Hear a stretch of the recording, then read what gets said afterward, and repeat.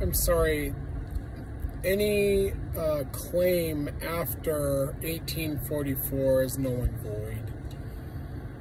Jesus clearly said in section 124, to build a temple whereby the Most High could come dwell therein, that he might restore that which was lost unto you, or that which was taken away, even the fullness of the priesthood.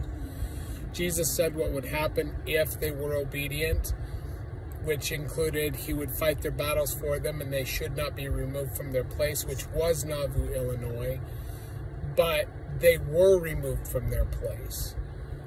Jesus said they would be cursed and rejected if they were disobedient.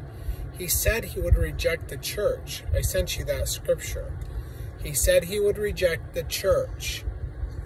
The fact of the matter is, the Nauvoo temple never was finished. The Father never came to that temple, neither did the Son, neither did any angel. The Shekinah glory of God never came upon that temple. And Jesus said what would happen if they were rejected. And that is what happened.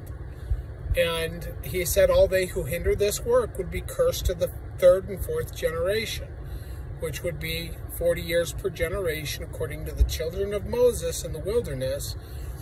4 generations is 160 years, so up to 160 years. So your claims of secession are invalid according to section 124, unless Jesus Christ is a liar, and he's not. He said the church would be rejected, which it was. So all of these groups that came out of Nauvoo, in any line of authority that they claim to have as having the Lord's anointed, are errors. They're deceitful. Brigham Young claimed to receive the fullness of the priesthood in the red brick store. He doesn't even know what the fullness of the priesthood is. Joseph Smith correctly taught that the prophets received the fullness of the priesthood under the hand of the Father, which I received in 2003, 159 years after the church, or after Joseph Smith died. And you know what? Like, it wasn't a dream, and it wasn't a vision, and it wasn't an imagination or some kind of delusion. When I knelt down before the Father, it was a physical experience. I was literally in his very presence. I embraced him in the flesh. And I'm sorry that all of you people out there have to reject that because it doesn't go along with what you think happened or what you think is right. I know what happened to me. That revelation I sent you with Joshua seeing that, he knows it happened to me. My wife, when I told her about it, the Spirit was so strong she could hardly breathe. She knows it happened to me. And if that contradicts anything that you think is right, then your interpretation of Scripture is wrong.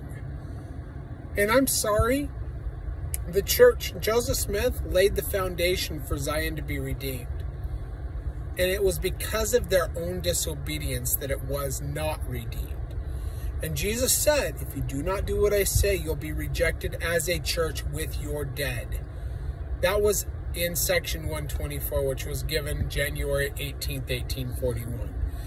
And that is exactly what happened. The church as a whole was rejected with their dead.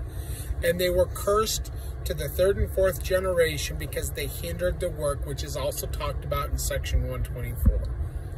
And if you can't get over that, then I don't have anything further to say to you, because I'm not going to call Jesus Christ a liar, and I'm not going to reject what God did to me and for me. And in 2003, God showed me exactly who I am. And I'm not going to reject that either. And why I was called, and who I am. And I'm just supposed to proclaim it, and people can reject it all they want, such as in the day of Noah, where they all rejected him too. And I can't do anything about that, but it's not my problem, really.